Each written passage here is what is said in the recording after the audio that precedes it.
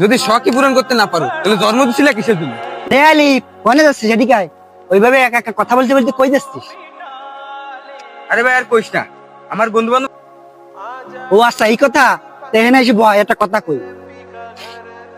কি কবি তাড়াতাড়ি ক। তুই কি ভাবছিস তোর বাবার কাছে থাকতেও তোরে দেয় না? আসলে প্রতিটা বাপ মাই চায় তার সন্তানের সকল আবদার পূরণ করতে। কিন্তু আসলে সব বাপ মার কিন্তু ওরকম সামর্থ্য থাকে না।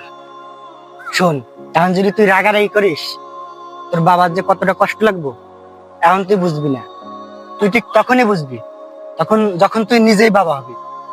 যেরকম আমার দেওয়াস না, আমি কিন্তু চাইলে বাবার কাছ থেকে আবদার করতে পারবো না, কারণ আমার বাবা নাই। আমি চাইলে বলতে পারবো না যে বাবা আমার এইটা কিনে দাও ওইটা কিনে দাও। শোন, আজকে তোর বাবা আছে বলে তুই রাগ দেখাতে পারতেছিস, টাকা চাইতে পারতেছিস।